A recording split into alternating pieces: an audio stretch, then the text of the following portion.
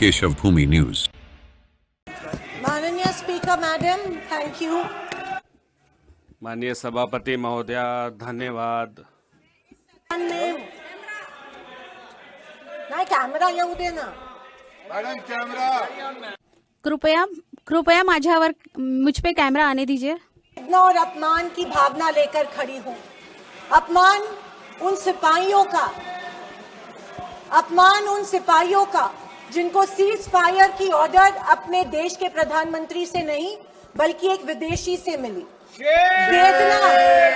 वेदना उन परिवारों की जिन्होंने पहलगाम के आतंकी हमले में अपने परिजनों को खो दिया, और क्रोध इस सरकार पर जो आज तक पहलगाम के आतंकी हमलावरों को न पकड़ पाई है और ना ही उनकी कुछ सुराग ढूंढ पाई है।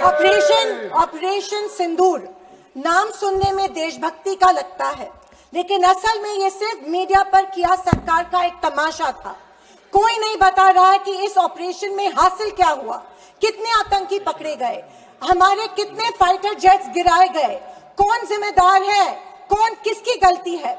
इसका हिसाब देने का दायित्व इस सरकार का है, मगर देश में सवाल पूछने पर ही पाबंदी है, क्योंकि ये सरकार सवाल सुनना ही नहीं चाहती है, बल्कि ये सरकार जवाबदेही से ही भागती है। अध्यक्ष महोदय, आज की परिस्थितियों को देख मुझे रोम में बने कॉलिसियम की याद आती है। विश्व की सबसे अविस्मरणीय और पुरानी इमारतों में एक है। रोम में बनी कॉलिसियम मनुष्य की कल्पकता और निर्माण क्षमता का एक अभूतपूर्व मिसाल है, पर इसके अलावा वो एक गंदे और घिनौनी राजनीति का भी प्रतीक है। कहा जाता है कि इसका निर्माण उस समय की जनता को खेल और मनोरंजन में उलझाए रखने के लिए किया गया था, ताकि जनता का मूल मुद्दों पर से ध्यान भटक जाए। कुछ ऐसा ही आज हमारे देश की सरकार करती प्रतीत हो रही है। पर अब खेल और मनोरंजन ही काफी नहीं है। किसी महत्वपूर्ण इलेक्शन के पहले आतंकी हमला और फिर सरकार की जवाबी कार्रवाई। आतंकी आए कहां से, कहां गए, ये सरकार को कुछ नहीं पता, पर हमें पड़ोसी देश पर आक्रमण करना है और उसके आधार पर वोट बटोरने हैं। पहलगाम के आतंकी हमले में मारे गए बेगुनाहों की अभी चिता भी ठंडी नहीं हुई थी कि देश के प्रधानमंत्री बिहार में चुनावी रैली संबोधित करने गए। कोई जिए कोई मरे, इनको कुछ फर्क नहीं पड़ता। ये 24/7 चुनावी मोड में रहते हैं। फिर साहब की मार्केटिंग की तरकस से आया नया तीर, ऑपरेशन सिंदूर। मुझे हमारी सेना की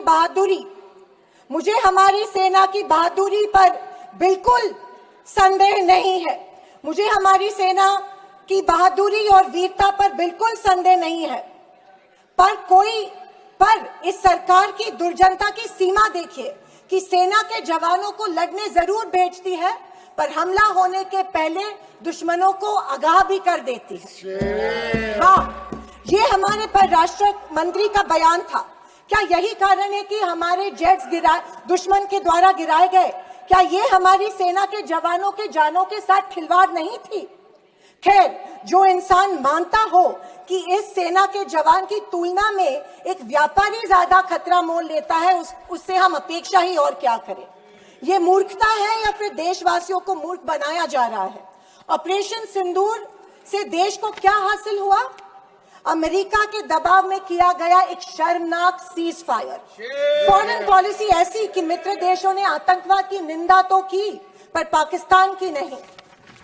स्पीकर मैडम, प्रधानमंत्री कहते हैं कि ऑपरेशन सिंदूर का जश्न मनाने का पर्व है। किस बात का जश्न मनाए प्रधानमंत्री जी? हमले के पहले आपके विदेश मंत्री दुश्मन को हमले की पूर्व सूचना देते, उसका जश्न मनाए? इसी का असर ये था कि हमारे जेट्स गिराए गए, क्या इसका जश्न मनाए? या फाइटर जेट जो क्षतिग्रस्त हुए हैं उनके पायलट्स का क्या हुआ? इस देश को अभी तक उसकी जानकारी नहीं है, क्या उसका जश्न मनाए? सीज फायर का ऐलान इनके कथित मित्र ट्रंप करते हैं, इससे जो हमारी देश की तीनों सेनाओं का मानसिक खच्चीकरण हुआ, क्या उसका जश्न मनाए? और तो और पहलगाम के आतंकियों को कोई सुराग नहीं, क्या इसका जश्न मनाए? इंटरनेशनल कम्युनिटी में भारत की छवि इतनी कमजोर अब तक कभी नहीं हुई थी। हर चीज को इवेंट मत बनाइए मोदी जी। अपने मन की बात छोड़कर देशवासियों को की सवाल का जवाब देने की भी हिम्मत दिखाइए। याद आती है जब इंदिरा गांधी जी के सामने पाकिस्तान सरेंडर हुआ था और एक हार्ड लाइनर निक्सन जैसे को भी इंदिरा गांधी की बात सुननी पड़ी। और विदेशी नीति की तो हालत और भी शर्मनाक है।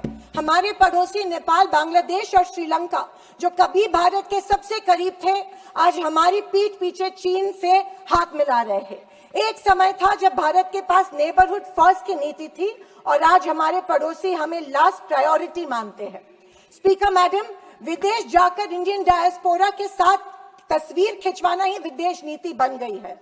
अब ये सरकार प्रश्न पत्र भी खुद बनाती है और उत्तर भी खुद तय करती है। जनता से कोई संवाद नहीं, पार्लियामेंट में कोई ट्रांसपेरेंसी नहीं।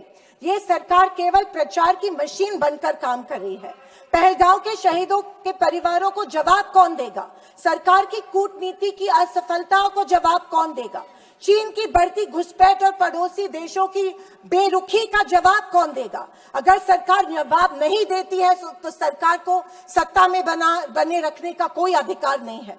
विपक्ष का हर सांसद लोगों के सवालों को उठाता रहेगा और अगर सवालों से डरती है तो कुर्सी छोड़ो। ये कुर्सी, ये पद जवाबदेही का है, सिर्फ इवेंट सेलिब्रेशन का नहीं है।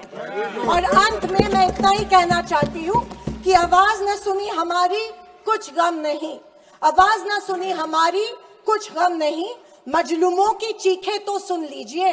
मन की बातें बहुत कर ली साहब, वक्त मिले तो देशवासियों की गुहार भी सुन लीजिए। थैंक यू स्पीकर महोदय, जय हिंद। अगर अभी तक आपने हमारे चैनल को सब्सक्राइब नहीं किया है तो अभी सब्सक्राइब करें और बेल आइकन को क्लिक करके हमारी लेटेस्ट खबरों से रहें अपडेट।